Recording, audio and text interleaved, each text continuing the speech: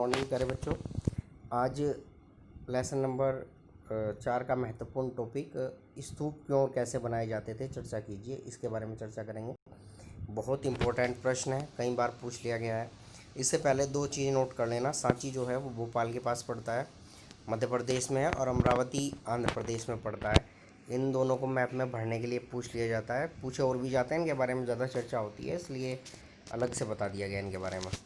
अब प्रश्न है, स्तूप क्यों बनाए जाते थे और कैसे बनाए जाते थे। पहले क्यों की बात करते हैं। देखो, प्रारंभ में महात्मा बुद्ध की स्तुति मूर्ति रूप में नहीं होती थी। देखो, प्रारंभ में जब हीनयान महायान में बौद्ध धर्म नहीं बटा था, तब तक उससे लगभग शुरुआती पीरियड तक इनकी स्तुति जो है मूर्ति रूप में नहीं होती थी।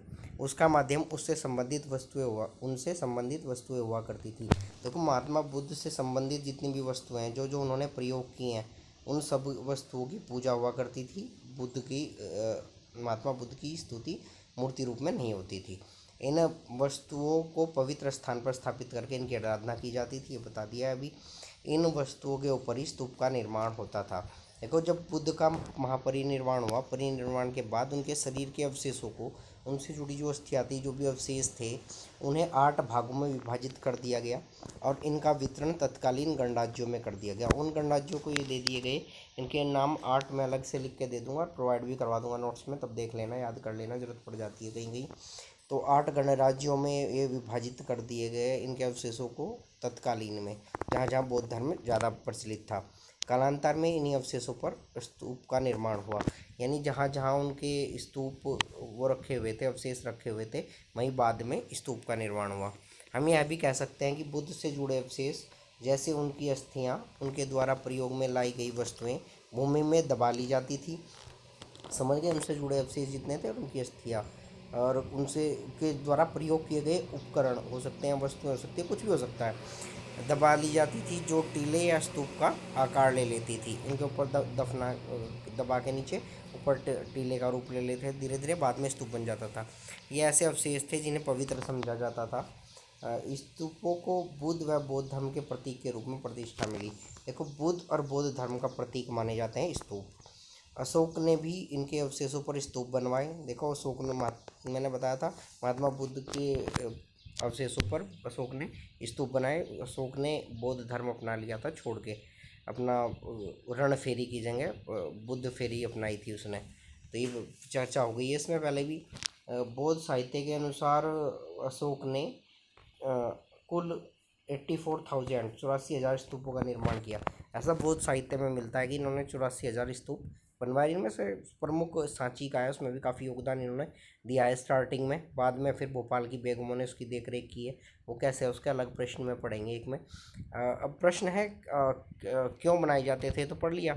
प्रश्न क्यों बनाए जाते हैं, अब है कैसे बनाए जाते थे। देखो, स्तूप की वेदिकाओं व स्तंभों पर लिखे अभिलेखों से इन्हें बनाने व सजाने के लिए, देखो, स्तूप के जो वेदिकाएं हैं उनके स्तंभों पर अभिलेख लिखे गए हैं। देखो, ज़्यादातर अशोक के जो अभिलेख हैं, शिलालेख हैं, वो बौद्ध स्तूप के आसपास ही मिला है। जैसे धौली में चले जाओ आप, उड़ीसा में, वहाँ भी मिलता है। अभिलेख से इन्हें बनाने और सजाने के लिए दान की मतलब जिन्होंने दान दिया है, दान की सूचनाएं प्राप्त होती हैं, जो राजाओं व धनी व्यक्तियों द्वारा दिए गए थे। देखो, दान राजा दे सकते हैं, धनी व्यक्ति दे सकते हैं, तो गरीब तो देते नहीं हैं, तो उनकी जानकारी, पूरी सूचना प्राप्त हो जाती है जो लिखे गए हैं वहाँ पे स्तूप में। स्तूप, जिसे संस्कृत में टीला कहा जाता है, स्तूप का अर्थ होता है संस्कृत में टीला, का जन्म एक अर्धगोलार्ध मिट्टी के टीले से इसका जन्म हुआ है। देखो, एक मिट्टी का टीला मान लो जो अर्धगोलार्ध हो, यानी एक बॉल को बीचों बीच से काट दो, आर पार उसे उल्टा रख दो तो अर्धगोलाकार बन जाएगा। तो अर्धगोलाकार टीले की तरह मान सकते हैं, मिट्टी का टीले से इसका जन्म हुआ है। समय के साथ साथ इसकी संरचना जटिल हो गई। देखो, पहले से एक टीला हुआ करता था, फिर अर्धगोलाकार टीला बना, फिर जटिल होती चली गई। इसे चकोर व गोलाकार का संतुलन करके भी बनाया गया। उसके बाद इसे चकोर और गोल भी बनाया जाने लगा, गोलाकार का संतुलन करके।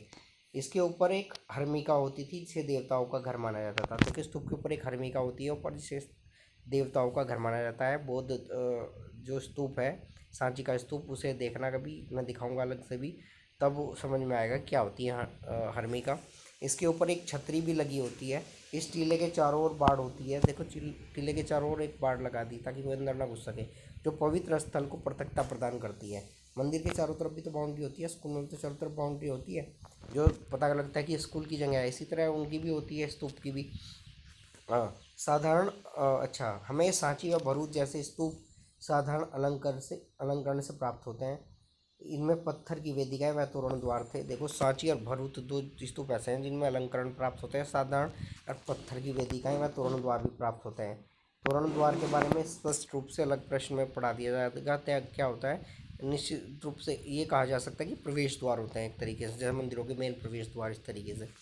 इन तोरण द्वारों पर नक्काशी की गई थी। उपासक, ये उपसक लिखा है, उपासक लिखना। उपासक जो है पूर्वी तोरण द्वार से प्रवेश करके टीले के दाईं ओर दृष्टि रखते हुए दक्षिण की ओर परिक्रमा करता था।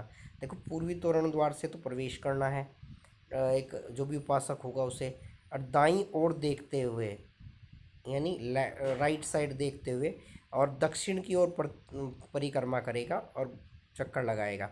यह व्यवस्था में हिंदू मंदिरों से भी प्राप्त होती है। अब हिंदू मंदिरों में तो इसी राउंड लेते हैं इसी तरीके से, तो सेम व्यवस्था इसमें भी है। अमरावती तथा पेशावर से स्तूप से ताक तथा मूर्तियाँ उत्कीर्ण करने की कला के अनेक उदाहरण मिलते हैं। देखो, बहुत सारी मूर्तियाँ हैं जिसको उत्कीर्ण किया गया है, बहुत सारे स्तूप हैं, बहुत सारे अलंकरण हैं, जो उनके थंब हैं और जो साइड की दीवारें हैं उन पर भी अलंकरण और मूर्तियाँ उत्कीर्ण की गई हैं और लिखा भी गया है और डिजाइन भी बनाए गए हैं बहुत सुंदर सुंदर।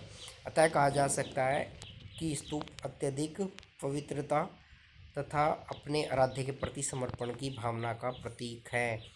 तो इसे लास्ट में हम कह सकते हैं कि ये जो स्तूप हैं वो पवित्र स्थान है, बौद्ध धर्म के लिए सबसे पवित्र स्थान है, तथा अपने आराध्य के प्रति समर्पण की भावना का प्रतीक भी हैं, जैसे हिंदू धर्म में मंदिर होते हैं। तो फिलहाल आज के लिए इतना ही, बाकी कल करते हैं।